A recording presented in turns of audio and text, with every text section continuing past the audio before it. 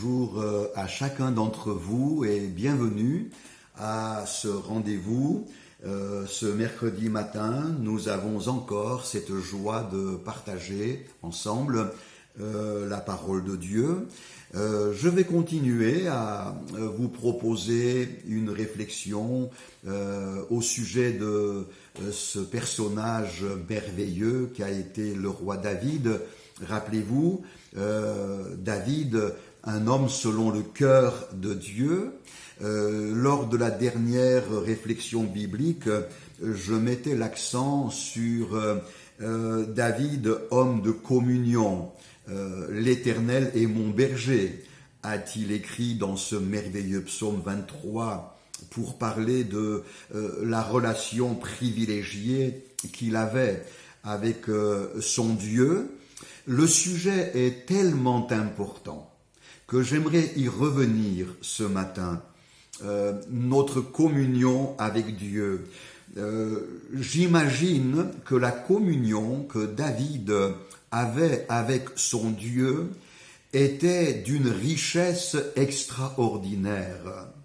Il suffit de lire les psaumes que David a composés, ils sont nombreux, pour nous apercevoir que dans ces cœurs à cœur qu'il vivait quotidiennement avec son Dieu, David vivait des choses très fortes, profondes, d'une richesse absolue. En quelques minutes, il me sera impossible de faire le tour du sujet, mais je souhaiterais juste prélever dans quelques psaumes certains aspects de la vie de prière de David. En priant moi-même pour que vous et moi, nous soyons encouragés à développer notre communion avec le Christ. Ma prière, mon frère, ma sœur, mon cher ami, c'est que tu découvres chaque jour un peu plus les trésors qui proviennent de ta communion avec Dieu. Cherchons à prier davantage, cherchons à prier de plus en plus, cherchons à développer notre vie de prière avec le Seigneur.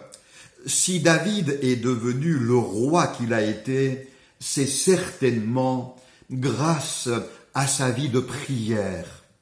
Si David a survécu aux nombreux pièges et complots qu'on manigançait autour de lui, c'est certainement parce qu'il a été un homme de prière. Si David a pu terrasser Goliath, le géant, si David a pu sortir vainqueur de séquences très sombres de sa vie, c'est parce qu'il était un homme de prière. De même, tu puiseras dans ta vie de prière les ressources divines qui te permettront, toi aussi, de sortir vainqueur de toutes les circonstances difficiles qui marqueront ta vie. La vie de prière de David. Je vous cite un premier texte, ce fameux psaume 34. Je lis dès le premier verset, psaume de David, lorsqu'il contrefit l'insensé en présence d'Abimélec, et qu'il s'en alla chasser par lui. Écoutez ces paroles. Je bénirai l'Éternel en tout temps. Sa louange sera toujours dans ma bouche. Que mon âme se glorifie en l'Éternel, que les malheureux écoutent et se réjouissent. Exaltez avec moi l'Éternel, célébrons tous son nom. J'ai cherché l'Éternel et il m'a répondu. Il m'a délivré de toutes mes frayeurs. Quand on tourne vers lui les regards, on est rayonnant de joie et le visage ne se couvre point de honte. Quand un malheureux crie, l'Éternel entend. et il le sauve de toutes ses détresses. Quelle prière merveilleuse, prière de louange. Prière de louange après avoir expérimenté la délivrance miraculeuse d'une situation désespérée. David se trouvait dans une situation qui, à vue humaine, ne permettait aucun espoir. C'était la fin. Mais brusquement, le Seigneur a étendu sa main, l'a sorti de cette situation. Oui, notre Dieu est un Dieu de délivrance et de secours prodigieux. Nous aussi, comme David, connaîtrons un jour ou l'autre des situations semblables qui ne laissent espérer aucune solution. Eh bien, écoutez, en tant qu'enfants de Dieu, nous sommes assurés des délivrances prodigieuses que le Père Céleste a promis d'accomplir en notre faveur. Au lendemain de nos expériences de guérison, de victoire, de miracles, soyons comme David, des hommes, des femmes qui vont faire monter jusqu'à Dieu une louange jaillissante, fraîche. Comme David, nous voulons dire: exaltez avec moi l'Éternel, célébrons tous son nom. La prière de louange au lendemain des grâces et des bénédictions que Dieu nous aura accordées. Un autre texte que je vous propose maintenant, c'est le psaume 92 et dès le verset 1, écoutons ce verset et ce beau passage. Il est beau de louer l'Éternel et de célébrer ton nom, ô Très-Haut, d'annoncer le matin ta bonté et ta fidélité pendant les nuits, sur l'instrument à 10 cordes et sur le luth au son de la harpe. Tu me réjouis par tes œuvres, ô Éternel, et je chante avec allégresse l'ouvrage de tes mains. Que tes œuvres sont grandes, ô Éternel, que tes pensées sont profondes. Tu me donnes la force du buffle et je suis arrosé avec une huile fraîche. J'ai envie de dire que dans ce psaume, David exprime finalement son quotidien. Son quotidien, il vit chaque journée dans un esprit de louange. Il a compris ceci, il est beau de louer le Seigneur. La louange est donc devenue pour David, et cela devrait en être ainsi pour moi, pour vous, pour chacun d'entre nous, la respiration de son âme. Quelque chose que nous allons ressentir intérieurement, je dirais en permanence, dès le matin d'un nouveau jour.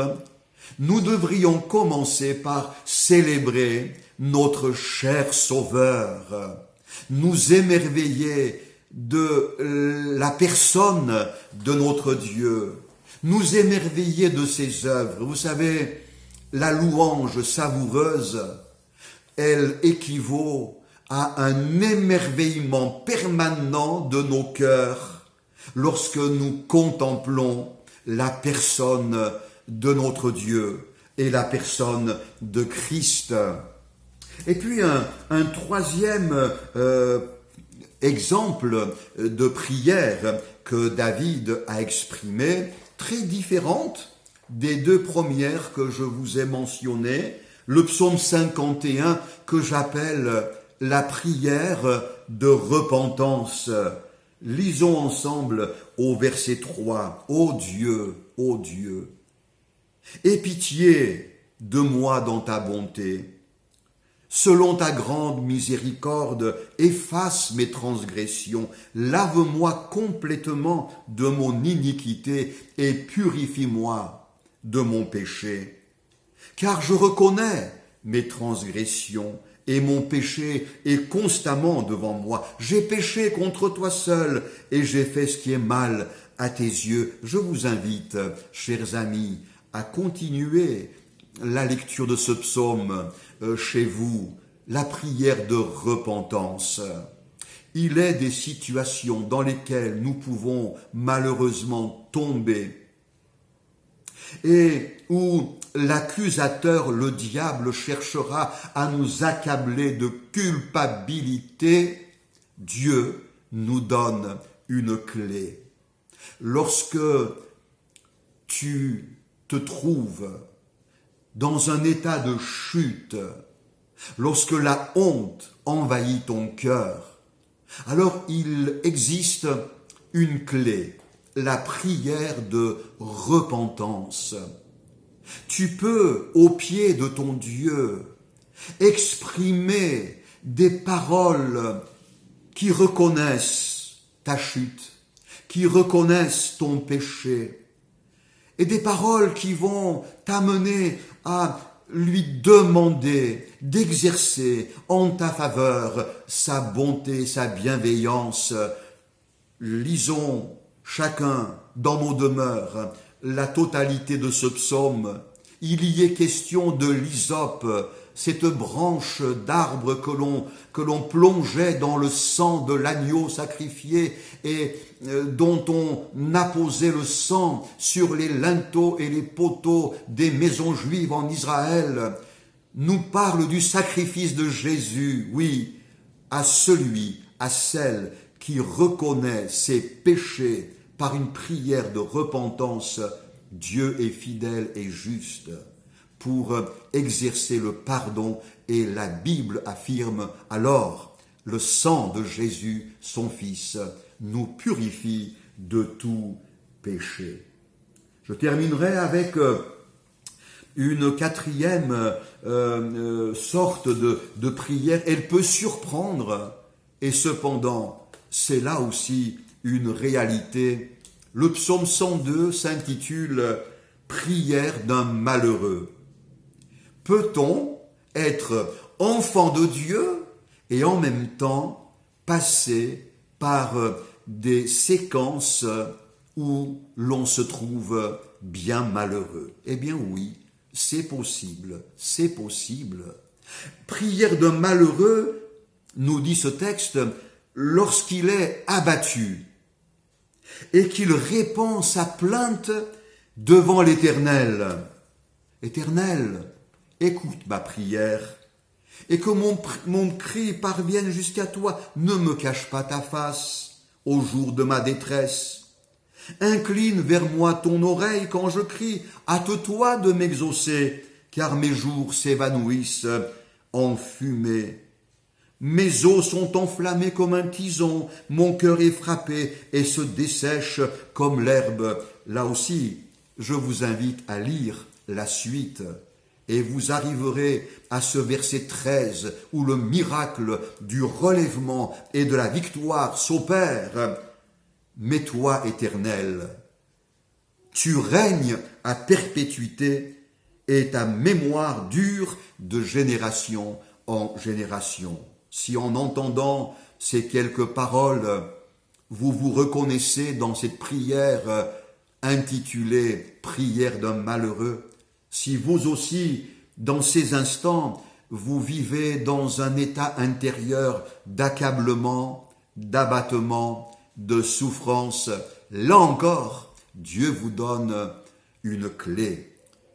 Cette clé, c'est la prière qui vous permettra d'implorer le secours de Dieu. Et pendant que vous priez, le miracle s'opère, Dieu vous relève. De même que lorsque Jésus priait au sortir des eaux du Jourdain, alors qu'il priait, le ciel s'ouvrit. L'Esprit de Dieu descendit sous une forme corporelle, comme une colombe, et la voix du Père a fait entendre ces paroles, « Tu es mon Fils bien-aimé, en toi j'ai mis toute mon affection. » Plaise à Dieu que nous puissions développer notre vie de prière. C'est dans cette vie spirituelle intense que nous puiserons toutes les ressources qui permettront une vie chrétienne riche, victorieuse et toute à la gloire du Seigneur. Que le Seigneur vous bénisse.